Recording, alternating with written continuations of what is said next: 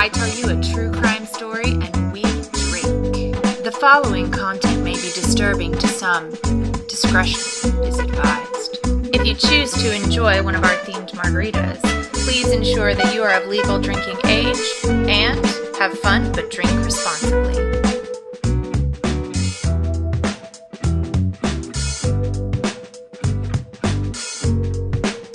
Imagine a time when being an unmarried single woman in your 30s felt like a death sentence. Imagine a time when your entire identity, from the time you were a little girl, was built around the idea of being a wife and a mother, and only a wife and a mother. And the vision was becoming darker and darker with each passing year. Imagine the fear of wondering how you would support yourself and where you would live if you didn't have the man that everyone said and believed you needed in order to live any life at all.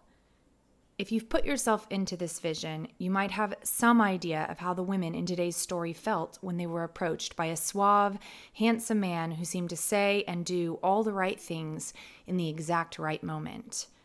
But how wrong they were. Okay, I feel like I might be added a little bit for today's margarita. I'm not necessarily trying to stereotype women. I just think that most women who are enjoying a bath would also enjoy that bath a little more if they had a glass of wine or 6 glasses of wine while in said bath. And not to spoil anything for the episode, but it involves wives and bathtubs. So there you go. Okay, so today's margarita is a Wine-Rita. To make this, you're going to take 1 part tequila and 1 or 2 parts of wine of your choice. I used a Prosecco. By the way, you can grab small bottles of wine pretty easily from places like Walgreens, and you're not going to need any more than that for this drink. You'll add that to 1 part lime juice, 1 part triple sec. You'll put it in ice in a shaker, shake that sucker up, and then strain it over fresh ice like us bougie people do. And for this one, if you were doing a drier wine here, I might suggest a sugar-rimmed glass. I did a Prosecco because I love my margs bubbly, you know this. So the sweetness of the Prosecco will be nicely balanced today with a salt-rimmed glass. Wow, again, really starting to sound like I know what I'm talking about. And again, I most certainly do not. All right, let's begin. George Joseph Smith was born on January 11, 1872, in London's East End, to mother Louisa Gibson Smith and father George Thomas Smith. His father worked as an insurance agent, and at the time, this meant the family lived a comfortable lifestyle. Seems George didn't care that he didn't need to steal and decided that he wanted to steal. At the age of 9, George was caught, much to his parents' dismay, and was sent to an industrial school for boys called Gravesend as a punishment for swindling and theft. The school was in an old country mansion and was said to have good, quote, conduct and discipline, end quote. Most of the boys, like George, were placed there by magistrates' courts. It was meant to be a sort of shock treatment and designed to essentially scare young children into ending their criminal behavior. George stayed in this school from age 9 to age 16. Gravesend was said to have a high success rate, but for George, it seems to have done the opposite. He learned many things from the other boys at the school, including how to effectively use a false identity. When he was 19, in February 1891, George was arrested again and charged for the theft of a bicycle and was sentenced to 6 months in prison. Then, when he was 24, George was sent again to prison for 12 months. Seems this time he had persuaded a woman to steal from her employers and give him the money, which he used to open a baker's shop. I'm worried a little bit this next part might get confusing, but it's important for you to understand the swindler that George Joseph Smith was. Yes, he was also a serial killer, but first he was a bigamist. For those of you not in the know, bigamy is the act of entering into a marriage with one person while still legally married to another. If you'll remember, a few months back in April, we covered the case of Grace Cash, otherwise known as Joan Reeve. She was the woman who, as it happens to be, was a contemporary of George Joseph Smith. She was actually born the same year and also in England. And in order to escape her loveless marriage, she faked her own death. If you'll remember, in the Victorian era, divorce was tremendously expensive, carried with it a social stigma and could only be obtained in the case of adultery. So bigamy wasn't actually that uncommon during this time period. Many couples in the working class particularly entered bigamous unions, and their neighbors accepted these illegal marriages, so long as there was a good reason for leaving the spouse. However, bigamy was, and still is, illegal in England, and was punishable with a prison sentence. George, however, only had one motive for any of his marriages, and for all of his 7, maybe 8 marriages. A lot of those were running concurrently. His motive, you probably guessed it, was money. He also didn't have a real need to leave those women or divorce them when he could either just adopt a new identity or rid himself of the problem woman altogether. And it seems that George had a couple of things going for him that made his marriages, thievery, and murder more easily possible for him. The first was his suaveness, his charm. I mean, at a very young age, he convinced a woman to steal from her employers and straight up give him the money. He had a certain je ne sais quoi, if you know what I mean. The second was the problem of surplus women in Victoria-era England. A census had been taken in 1851 and identified that there were approximately 500,000 more women than men in England. In addition, this census also calculated that there were 2.5 million unmarried women. It was actually the first time the marital status question had been asked on a census in England. This provided statistics to a concern that had already been running through the culture of the country. It was a frequent cause of discussion. The surplus woman difficulty was debated in newspapers across England. Not only were there economic concerns, how could so many women support themselves financially, but there were also cultural concerns. The woman was made to be the wife and mother. Single women in their 30s became increasingly frantic, trying to find anyone who would marry them and help them fit into this societal norm. It left them particularly vulnerable to swindlers, like George Joseph Smith. In 1898, when George was 26 years old, he took the name George Oliver Love. Seems like he had a thing for the 3 names. He married a woman, his only legal marriage. Sort of, he did have a fake name. The woman was from Leicester, and her name was Caroline Beatrice Thornhill. She was 18, and her father, a shoemaker, disapproved of the marriage. Seems like he had a good radar. After the bakery that George owned went bankrupt, Caroline and George moved to London and then around the surrounding areas, where she worked as a maid for a number of employers, stealing from them for her husband. She would later say she'd never known her husband to work. In 1899, she was arrested in a pawnbroker's shop and sent to prison for 12 months. Upon her release, she immediately incriminated her husband, and he was sent to prison for 2 years. In January 1901, due in part to her testimony in court. Caroline divorced George and moved back in with her parents in Leicester, but fled to Canada upon George's release from prison 2 years later. George then married Florence Wilson, a widow, in June of 1908. On July 3rd, he left her, but not before taking £30, or about $4,000 in today's American money, from her savings account. He also sold her stuff. Nice. On July 30th, which, if you're counting, is less than a month later, George married Edith Pegler, who had replied to an ad for a housekeeper. During his marriage to Edith, he would disappear for months at a time, saying that he was going to another city to, quote, sell antiques. George would come home to Edith from time to time with money, but spoiler alert, it wasn't from antiques. Some people will later say that Edith was the one woman that he actually loved. He didn't divorce her. He just swindled a lot of other ladies around him. I don't know. Take with that what you will. In October 1909, George changed his name again to George Rose Smith and married Sarah Freeman under that name. Similar to Florence, he left Sarah after clearing out her savings and selling her war bonds, which was worth about £400 or $58,000 in today's money. Sarah would say, quote, he had an extraordinary power over women. The power lay in his eyes. When he looked at you for a minute or two, you had the feeling that you were being magnetized. They were little eyes that seemed to rob you of your will. End quote. In 1912, at the age of 40, and using the name Henry Williams, he married Beatrice Mundy. She went by Bessie, and she was 37 years old.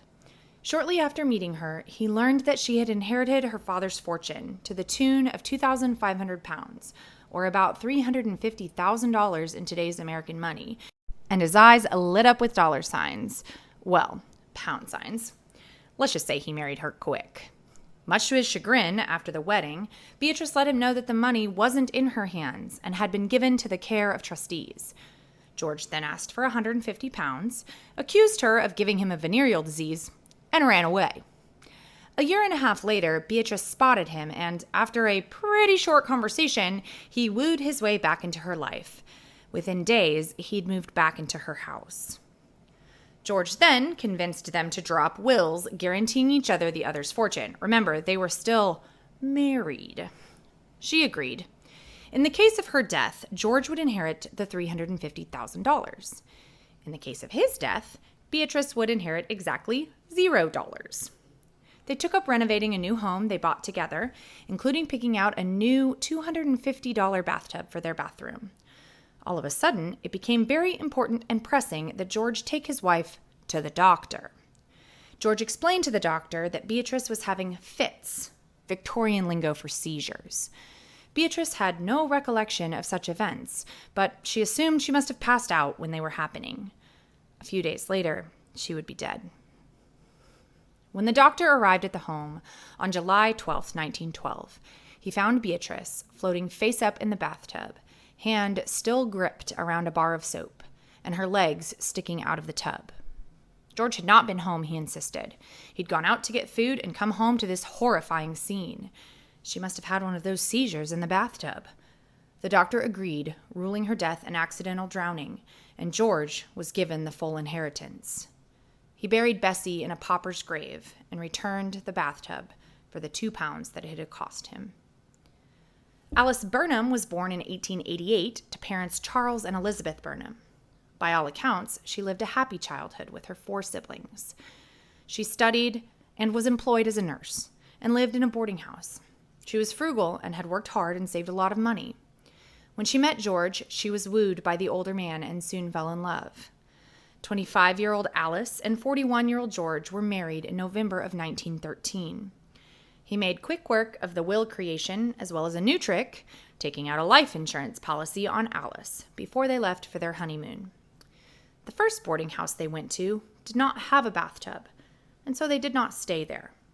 Instead, they found a room at Mrs. Crossley's hotel after asking her, quite strangely she remembered, if it had a bathtub. And since it did, they took up residence there on December 10, 1913. The first night, they took a short walk before headed to bed.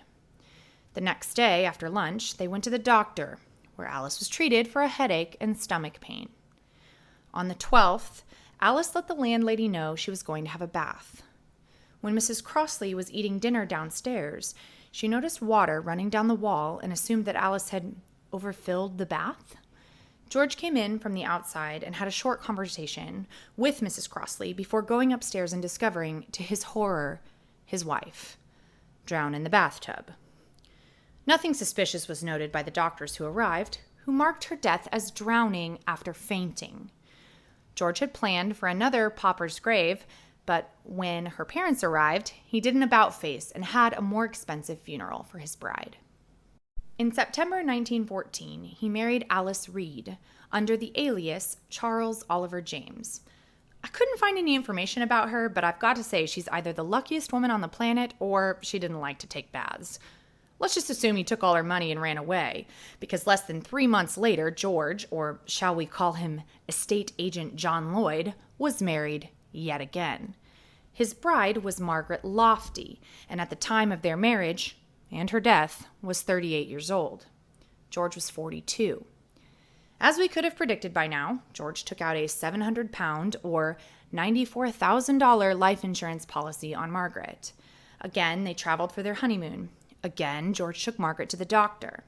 This time, Margaret was suffering from crippling headaches. The landlady of the house, Louisa Blatch, would later say, quote, "I heard the splashing of water upstairs. followed by a large sigh and then the sound of loud music coming from the sitting room." End quote. George left the house, but when he returned, he let Louisa know that he'd been out to buy tomatoes. He then asked to borrow a key because he'd left his in his room. Then, shockingly to none of us by this point, he runs back, saying his wife had drowned to death in the bathtub. It would be Mrs. Crossley, the owner of the bathtub that was the scene of Alice's death, that would blow the case wide open. She read a newspaper article from the News of the World about the death of Elizabeth, and it struck her right in the forehead.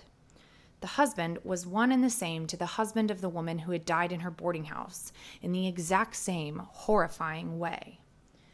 In January 1915, Division Detective Inspector Arthur Neal received a letter from the Crossleys that included 2 newspaper clippings, the one that Mrs. Crossley had read and another from December of 1913 that included the details of Alice's death. The letter urged the authorities to investigate these deaths. Detective Arthur was then on the case. He went to the scene of Elizabeth's death and immediately found it hard to believe that an adult like Elizabeth could have drowned in such a small tub, especially since the tub was 3/4 full when she was found. He then interviewed the coroner, a Dr. Bates, and asked if there were signs of violence on the woman. There were none except a tiny bruise above the left elbow. Arthur then discovered the will had been drafted 3 hours before her death, giving all of her money to George, and that she had also withdrawn all of her life savings on the exact same day. He then determined that she had taken out that life insurance policy 3 days before her marriage and made George the only beneficiary. Sus. Things got even a little more wild when they discovered that they had only even taken the lodgings at the Crossleys' boarding house after George had inspected the bathtub. Woof. Arthur planned a little sting operation using the insurance company and a favorable report to get George to come in. And then, after pressing him on a few of his identities and threatening to question him on suspicion of bigamy, George admitted to the false identities and then was arrested on the charges of bigamy and suspicion of murder. They brought pathologist Bernard Spilsbury onto the case. Remember, folks, this kind of science was in the most infancy of infancy at this point. But we've got 2 murdered women, we know it's 3, and 1 man maybe tying them together with a lot of their money lining his pockets. So, it probably isn't that hard to figure out the real cause of death. They first exhumed Margaret's body, and Bernard was tasked with confirming drowning as the cause of death, and then determining if it was accidental or purposeful. He didn't see much, other than that small bruise and 2 other small marks. He determined that death was almost instantaneous, but that was even difficult to determine. He wasn't even sure if it was drowning. So they decided to do some experiments. They got the actual bathtub where Elizabeth died and set it up in the police station. At this point, the brides in the baths were becoming, as can be expected, newspaper fodder. And on February 8th, the chief of police from the town of Alice's death saw the stories and sent Arthur the report of Alice's death. They quickly determined that yes, Henry Williams was also John Lloyd, was also George Smith. Same guy. Similar to Margaret, there was a lack of evidence, instant death, and not much evidence of drowning. Also, no poison. They sent Alice's bathtub to London. They then exhumed the body of Bessie Williams and did an examination on her body again. They didn't notice much except the presence of goose pimples on the skin of her thigh, which was the first evidence of actual drowning. Bessie's bathtub was also sent to London. Bernard puzzled over the bathtubs and the victims. If Bessie had really had a seizure, her body would have first stiffened, and then her whole body would have extended. She was 5'7", and the tub was only 5 foot long. This means her upper body would have been far above the level of the water. Then her body would have spasmed, and that would also make it impossible for her to fit in the tub. The tub was simply too small. Bernard's theory of Bessie's death came after he did some experiments. He believed that George grabbed her feet and pulled them up toward himself, sliding the upper part of her body underwater. Water would then have suddenly flooded her nose and throat and caused shock and sudden passing out. This would explain the minimal injuries and the lack of a sign of drowning. They even practiced this theory by hiring experienced female divers of the same size as the victims. They would then try to push them under the water by force, and when that would cause a struggle, they realized that wouldn't work. With one of the divers, he then unexpectedly pulled her feet in the air. She quickly slid underwater and passed out. It took over half an hour to revive her, and when she did wake up, she said the only thing she remembered was a rush of water before passing out. His theory confirmed, the officials formally charged George with the murders of Bessie, Alice, and Margaret on March 23, 1915. The trial began on June 22nd. Newspapers declared that it was the most important case in England in 60 years. Indeed, it involved over 264 exhibits and 112 witnesses from over 40 towns. Remember, this is near the beginning of the First World War, and this case pushed war coverage off of the front page. Evidently, in accordance with British law at the time, he could only be tried for the murder of Bessie. But despite the objections of the defense counsel, the prosecution was able to use the deaths of the other two women to establish the pattern of his crimes. The prosecution noted that the three cases were so similar that they could not have occurred without design. Each case had the following: a marriage, a will drawn up in George's favor, life insurance or significant money, a doctor's visit with some ailment that could explain accidental death. In each case, the bride had written home to their family very recently. Bathtub purchases or inquiries. Death by drowning. George Smith finds the body. George Smith claims that he's out shopping to establish an alibi. This idea of crime systems or patterns actually set legal precedent that has been used in many murder trials in England since then. George opted not to give any evidence in his own defense. The closing words by the prosecution were, quote, "With all the cunning of a great criminal, this man invented the epilepsy theory to explain away the death of each of his wives. He surveyed carefully the surroundings of each of his murder scenes and rehearsed in his mind the most insignificant details to make certain he could not be trapped. But, like other shrewd murderers, he left loopholes." End quote. Unsurprisingly, for this and all the other reasons, it took the jury about 20 minutes to find him guilty on July 1st, 1915. He was then sentenced to death. One appeal was filed in his defense, but it was dismissed. So what do you think? Was George Joseph Smith guilty? Or did he just have terrible luck with bathtubs?